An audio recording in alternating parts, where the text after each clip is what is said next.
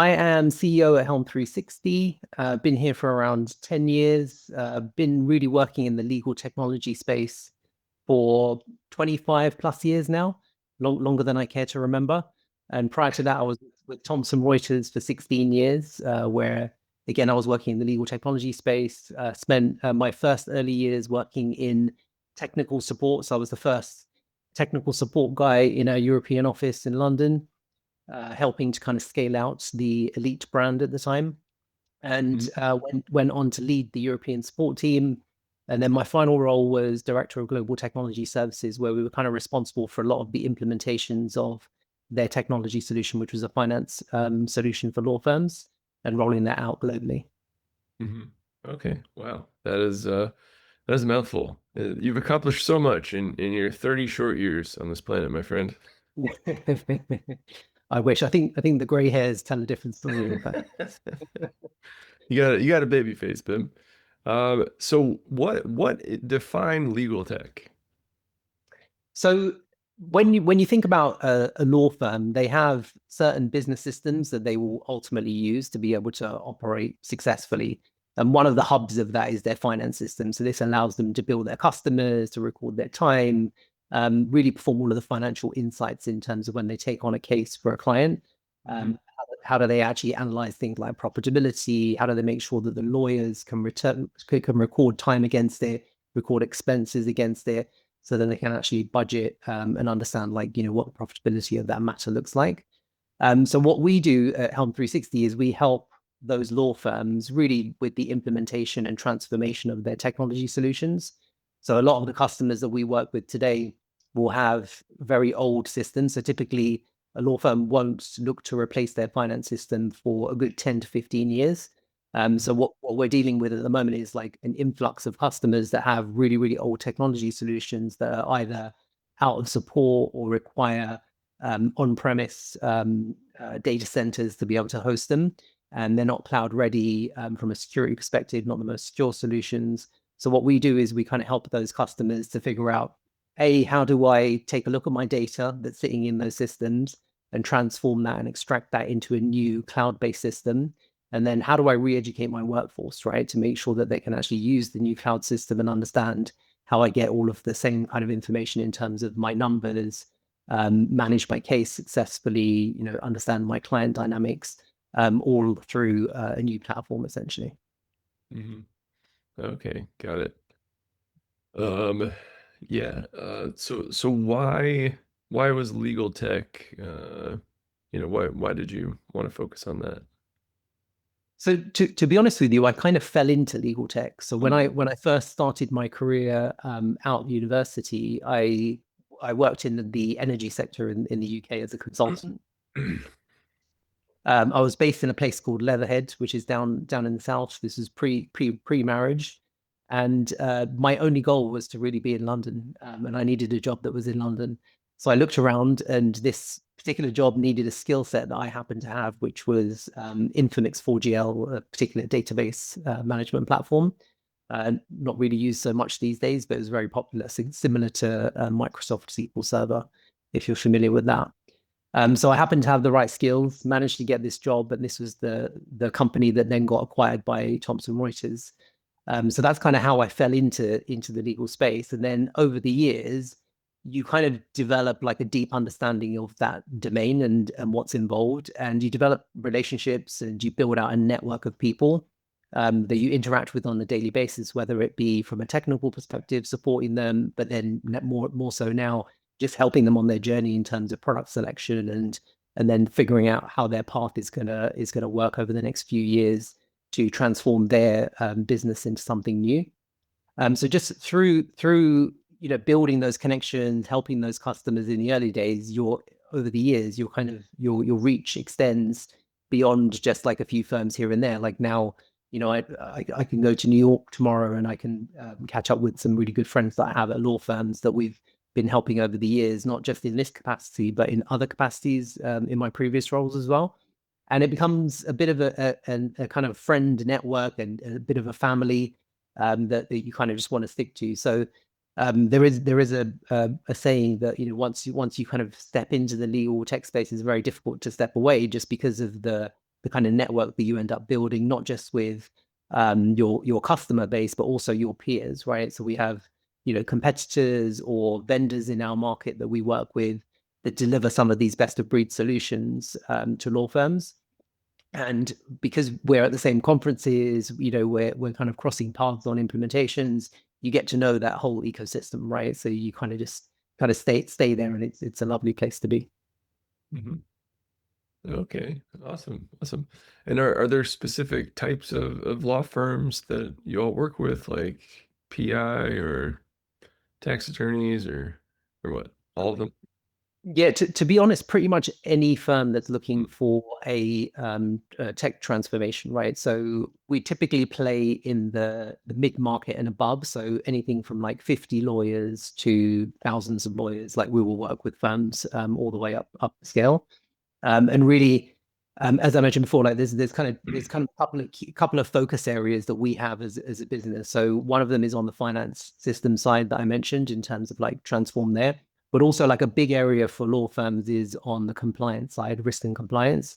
So if you're taking on a new client, making sure that you've done the appropriate conflicts checks and make sure that you're not representing the other party. So there's systems and processes that need to be designed around that to make sure you've got really robust um, technology solution in place, but also that your workforce, your lawyers are able to not slow down the intake of a new customer because of the systems. So there's like a fine balance in terms of making sure that you're taking on a client that you can actually represent, and that they don't appear on some sanction lists because of something bad that they've done in the past, right? So it's understanding all of those dynamics and connecting the dots so that you can really have a smooth intake process to bring on a new customer, and then all the way through from like that first intake through to then working the case through to then billing the customer.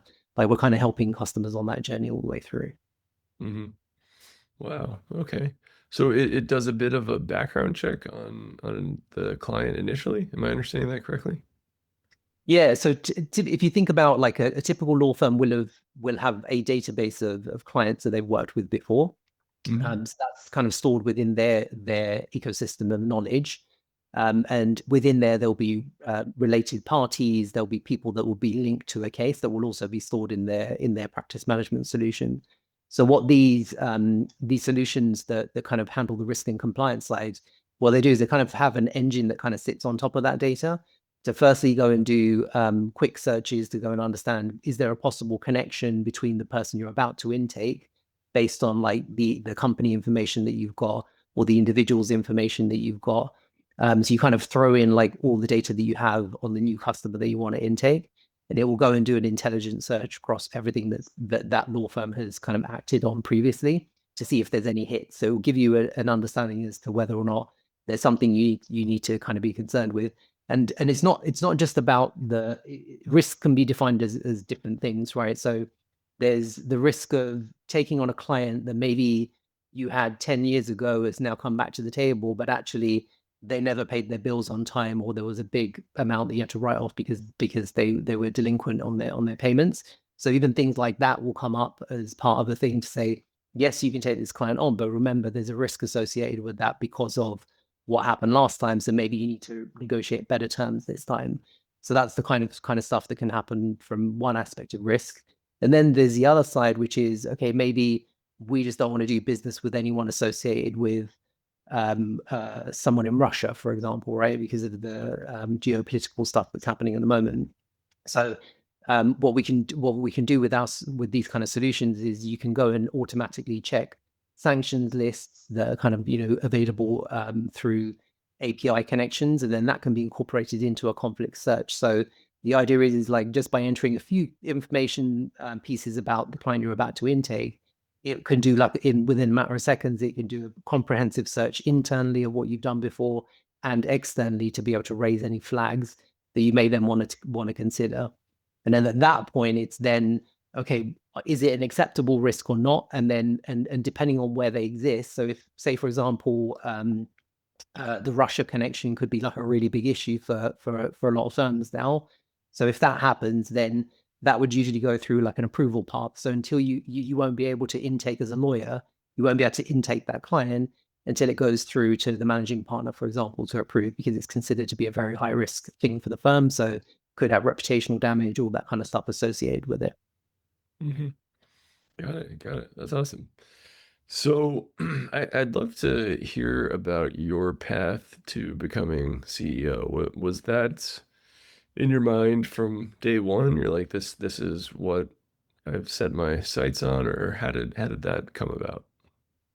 So, so I mean, if I go back to the very beginning, where it really started was really, I grew up in kind of like a customer facing environment, right? So I started my life in a family business. Mum and dad had a newsagent in the UK, where they had a few newsagents. We kind of hopped around from newsagent to newsagent for a few years. So from a very early age, I was in front of a customer. So I mean, as far back as like 7, 8 years old, like I was standing behind a counter, serving customers, delivering papers, being the paper boy for the business, not necessarily getting paid, but ultimately like doing what I was told to go and do paper rounds. So with the nature of being in a family business, me and my brother became the de facto paper boys. So if anyone didn't turn up, then we would be out on the rounds delivering papers. But what that did is it kind of taught me a lot about customer dynamic and the personality of a customer, and just the joy of being able to look at an individual and hear how they interact with you on a particular day, and just being able to kind of dissect like how you can upsell to that customer, how you can understand that actually there's certain days when a customer would come into my shop and you could tell that they were just like really angry about life, right? And that was the day that you knew you don't start small talk with that individual, right? They're just there to get their newspaper and they want to get out, and it's as simple as that. But if you engage in conversation with them, then they're going to get like pretty frustrated and irate. So it was learning the customer dynamics from a very young age. Kind of took me on a path where I always wanted to be in a position that was customer facing, like I had some element of kind of true client interaction. So I then went on to university, got a degree in computer science with a minor in marketing, and that then led me to this consulting gig that was really appealing to me at a company called Logica. And I think as soon as I did that job, I knew that this was really where I wanted to be. But as an individual contributor, while I got a lot of like value and personal development out of that, what I really enjoyed doing was in my next role when I became a team lead, and really understanding that actually I could develop people and actually get them to do what I'm doing at scale, and that was the most exciting ingredient for me. So I knew always that not necessarily that had a title of CEO on it, but I knew that I wanted to manage people from a very early stage in my career, and got a lot of reward out of being able to kind of interact with individuals, figuring out like where their weak spots were, and then helping them develop to be able to be really, really successful, and giving them the confidence to be successful. And then I think in terms of like this part of my career where I am CEO of Helm 360, that the journey that kind of got me there was probably the exposure that I got at Thomson Reuters, running like big global teams and understanding that you've got like really big customers that you're delivering for. So you kind of have a different appreciation for the pressure of what it takes to be able to actually scale up a business and scale up an organization structure to be able to deliver across the world. And there's a certain element of adrenaline associated with that, right? There's a buzz associated with that. So really, the path over the last year was the last few years that I've been at Helm 360 has been, okay, how do I take that to the next level? How do I kind of shape the future of the business? And how do we get to a point where we can grow at like a rapid pace over the next few years? And here I am doing that, right? Which is an amazing position to be in. Hmm. Yeah, amazing, amazing. So how do you all find clients? Like how do you, build awareness and actually, start that conversation going? Yeah, so a lot of it comes from industry events. So we do spend quite a bit of time out on the road, and there's actually a few really good legal tech conferences where we'll go and set up a booth and go and interact with the audience there. So that's been a really good way of being able to kind of drive new sales. But also some of the other stuff that we do in terms of hosting webinars where we can kind of showcase some of the expertise that we have, and also share some of the kind of tips and solutions that we've come up with over the years with the audience. That goes a long way in terms of being able to actually connect with an audience by giving them something that's useful to them, and then them understanding that actually we're there as a resource that they can kind of call on when they need us, to be able to help them do what they need to do.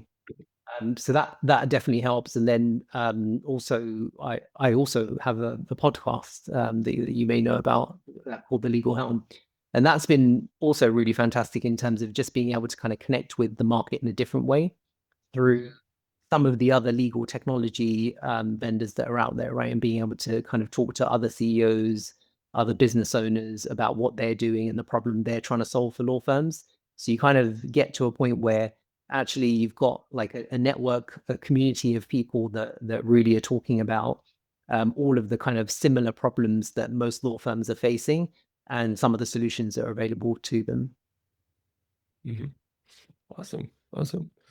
Um, is one of the issues you all, uh, you know, come up against, and I suppose also solve, is this this industry is aging. Like the average lawyer, maybe, or head of a law firm is getting older, and with them is also getting their technology. So is that yeah, can you talk about sort of contending with that issue? Yeah. There have definitely been some significant challenges in terms of being able to sell technology solutions to law firms that do have a more traditional mindset or a traditional team of people executing. I think the good news is that that's slowly, not slowly, but I think rapidly starting to change now. So I think the last 2 or 3 years have been a little different. But I still remember going into a firm, talking to them about a technology solution, which was basically a paperless billing product. And one of the lawyers, or one of the managing partners, was complaining about the fact that it didn't have a print button. And I had to kind of explain to them that actually the whole point of this product is that you don't print any paper, like it's electronic. But they were demanding that there needed to be a print button because Yeah. that's they knew how to operate, right? It was a mindset thing. They were so used to a way of doing it that they needed to have a printout of the performers they needed to review on their desk in the Mhm. morning, and they would literally sit there with their pen marking it up. So even though they would be willing to spend the money to say that yes, we've got a technology solution to be more efficient, they would still revert back to their old ways of doing it. So a lot of that is a lot of that can be managed in terms of understanding or taking the customer on a journey to understand actually how much time can they save by doing it a different way. So some of it is just education, right? It's just, getting, if you can get their attention for a few minutes to show them that actually in the grand scheme of things you can save them like an hour's time a week by doing it electronically, then the penny usually drops, right? Because ultimately, like, the value of a lawyer's time hourly is huge, right? So if you can save them an hour, that's a fantastic thing.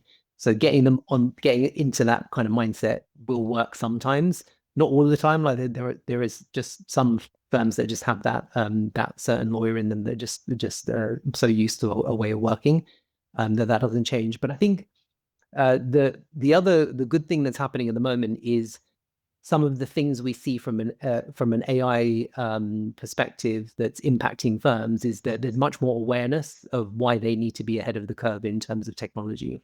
So we definitely see a big difference in terms of how much a firm is willing to invest in some of the technology transformation that typically they may not have been doing so in the past. So definitely a shift in the right direction from that perspective. Mhm. Yeah, yeah, that makes a lot of sense.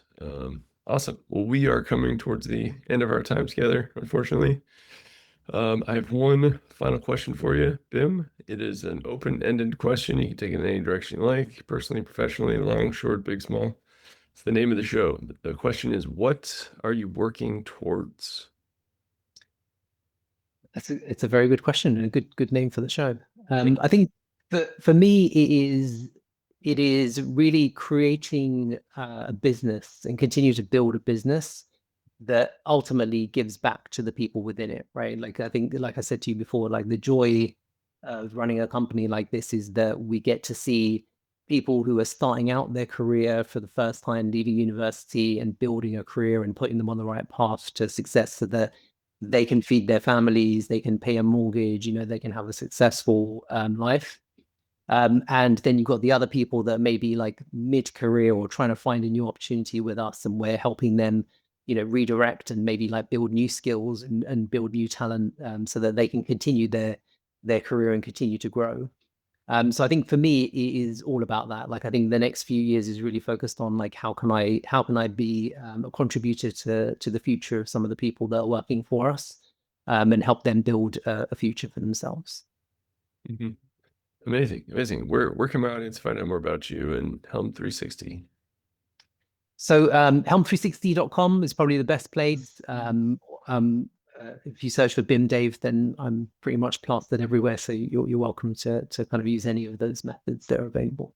Yeah, awesome. Well, Bim, thank you so much for taking the time, man. This was a real pleasure. You have a great story and a lot of passion, and that really comes through. So we'll be excited to continue watching you grow and lead Helm 360. Thank you, Chris. It's great to be here. All right. And to our listeners out there, thank you so much for tuning in and keep on growing out there, everybody. See ya.